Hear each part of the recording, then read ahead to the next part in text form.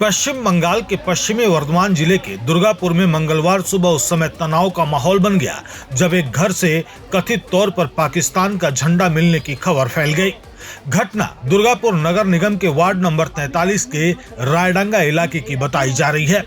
सूचना मिलते ही बड़ी संख्या में स्थानीय लोग मौके पर पहुंचे और विरोध प्रदर्शन शुरू कर दिया। स्थानीय लोगों का आरोप है कि रायडांगा निवासी अशरफुद्दीन अहमद के घर के सामने पाकिस्तान का झंडा मिला। खबर फैलते ही इलाके में आक्रोश बढ़ गया और लोगों ने घर का घेराव कर नारेबाजी शुरू कर दी। स्थिति धीरे धीरे तनावपूर्ण होती चली गई। मामले की सूचना मिलते ही कोकवन थाना पुलिस मौके पर पहुंची। पुलिस ने स्थिति को नियंत्रित करने के लिए तुरंत कार्रवाई की और विरोध कर रहे लोगों के बीच संबंधित व्यक्ति को निकालकर पूछताछ के लिए हिरासत में ले लिया। इसके बाद पुलिस ने इलाके में अतिरिक्त सुरक्षा व्यवस्था भी तैनात कर दी। स्थानीय लोगों का दावा है कि संबंधित व्यक्ति लंबे समय से सोशल मीडिया पर देश विरोधी पोस्ट साझा करता रहा है। प्रदर्शनकारियों का कहना है कि कुछ दिन पहले भी इसी तरह की एक घटना सामने आई थी, जिसके बाद लोगों में नाराजगी बढ़ गई थी। मंगलवार को झंडा मिलने की खबर के बाद लोगों का गुस्सा खुलकर सामने आ गया।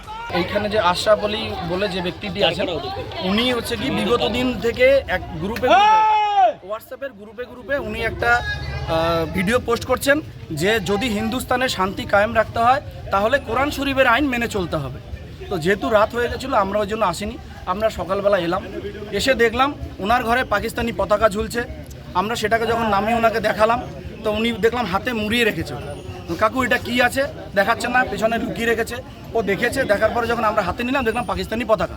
যখনই আমরা সেটা নিয়ে চেস করতে গেছি এবং এটাও আমরা বলেছি যে যদি পাকিস্তানের পতাকা আপনার কাছে রাখতে হয়, যদি পাকিস্তানি প্রেম থাকে তাহলে আপনার হিন্দুস্তানে থাকা যাবে না, পাকিস্তান আপনি চলে যান। তারপরে উনি আমাদের কাছ থেকে জোর করে নিয়ে ওটা ছিঁড়ে দিয়েছেন। তারপর ওনাকে ভিডিওটা দেখানো হলো যে আপনি এইটা কেন করেছেন। সব গ্রুপে উনি যে গ্রুপে আছে হোয়াটসঅ্যাপের, তাতে হিন্দু থাকতে পারে, মুসলিম থাকতে পারে, সমস্ত লোক আছে, উনি হোয়াটসঅ্যাপের গ্রুপে উনিটা লিখে দিচ্ছেন যে হিন্দুস্তানে কোরআন শরীফের আইন কায়েম করতে হবে। কিছুদিন ধরে ওনার একটা গ্রুপ আছে, এখানে রায়ডাঙ্গার মধ্যে ওনার গ্রুপ আছে। উনি গ্রুপের মধ্যে নানা রকমের মানে কি বলবো হিন্দু বিরোধী মানে পোস্ট করছেন উনি। তো সেইগুলো আমাদের পার্টির ছেলেরা সমস্ত জানতে পেরেছে এবং আমরা সবাই মিলে যখন মানে ওনার বাড়িতে গেলাম তখন দেখলাম ওনার বাড়ির নিচে একটা পাকিস্তানের পতাকা পড়েছিল। তো উনি নামার পরে ওটা তোলার পরেই উনি বললেন যে আমরা জিজ্ঞেস করলাম যে এটা কোথা থেকে এলো আপনার হাতে। তখন উনি বললো আমি তো চিনি না, এটা তো জানি না কি এটা চাঁদ তারার আমি জানি না। অতি অবশ্যই ওনার এর আগে এটার জন্য নয়, ওনার এর আগে অনেক কিছু ওনার নামে কমপ্লেন আছে। আমরা চাই যে সবাই যখন এখানে মুসলিমরা আছে বা মুসলিম এরকম করবে বা এরকম ভাবে কিছু করবে সেটা আমরা মানবো না। কি পেলেন ওনার বাড়িতে একটা পাকিস্তানের পতাকা পেলাম। উনি বেরিয়ে এসে বলছেন আর উনি বেরিয়ে এসে বলছে যে এটা তো আমরা চিনি না এবং ওনার বউ মানে আমরা লাগাতে যাচ্ছিলাম দেয়ালে বা কিছু করতে যাচ্ছিলাম, টেনে ছিঁড়ে দিল, নিয়ে হাতে গুটিয়ে নিল ওটা কাগজটা। কি ছিল ওটা ছিল পাকিস্तानी पताका।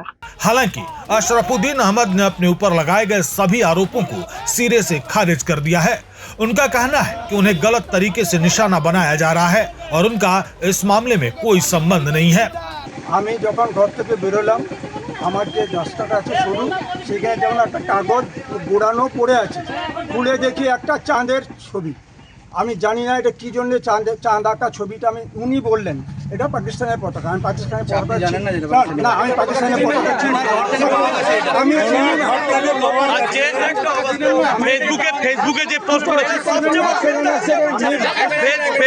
ফেসবুকে যে পোস্ট করেছেন এদিকে কথা বলুন।